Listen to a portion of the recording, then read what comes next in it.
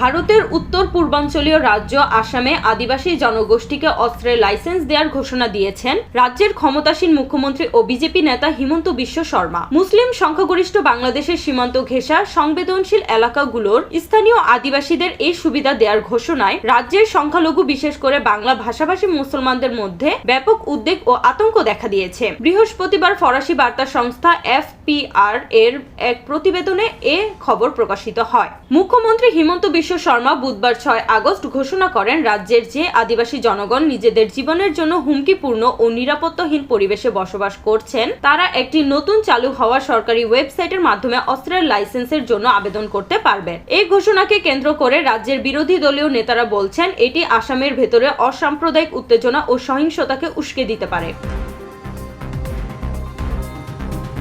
রাজ্যের মুখ্যমন্ত্রী দাবি করেন, আসামের সীমান্তবর্তী অঞ্চলের আদিবাসীরা বাংলাদেশ সীমান্ত থেকে এমনকি নিজেদের গ্রামেও হামলার হুমকির মুখোমুখি। তবে তিনি স্পষ্ট করে কোনো নির্দিষ্ট হামলার উদাহরণ দেননি। বিশ্লেষকরা মনে করছেন এটি বাংলাদেশি অনুপ্রবেশকারীর ভয় তুলে রাজনৈতিক উদ্দেশ্য হাসিলের একটি চেষ্টা হতে পারে। 2011 সালের সর্বশেষ আদমশুমারি অনুযায়ী আসামের প্রায় 35% মানুষ মুসলিম, যাদের অধিকাংশই বাংলা ভাষাভাষী। দীর্ঘদিন ধরেই এই জনগোষ্ঠী নানা অভিযোগ ও রাজনৈতিক ষড়যন্ত্রের শিকার হয়ে আসছে। রাজ্য কংগ্রেসের সংসদ সদস্য গৌরব গগৈ এক্স সাবেক টুইটারে এক পোস্টে লিখেন, রাজ্য সরকারের অস্ত্রের লাইসেন্স দেওয়ার এই উদ্যোগ গ্যাং সহিংসতা ও ব্যক্তিগত প্রতিরোধমূলক অপরাধ বৃদ্ধি করবে। এটি সুশাসন নয়, বরং আইনহীনতার পথে বিপজ্জনক পদক্ষেপ।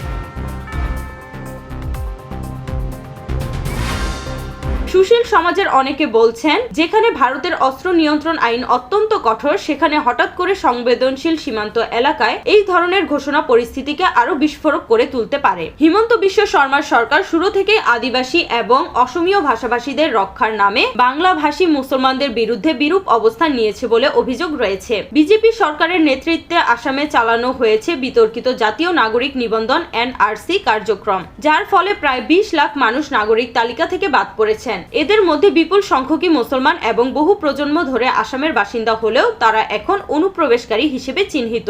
বাংলাদেশের সম্প্রতি স্বৈরাচারী সরকারের পতনের পর আসাম সীমান্তে নজিরবিহীন উত্তেজনা তৈরি হয়েছে। হিমন্ত বিশ্ব শর্মার মন্তব্য করেন, বাংলাদেশের সাম্প্রতিক রাজনৈতিক পরিস্থিতির কারণে সীমান্ত এলাকার আদিবাসীরা নিরাপত্তাহীনতায় ভুগছেন।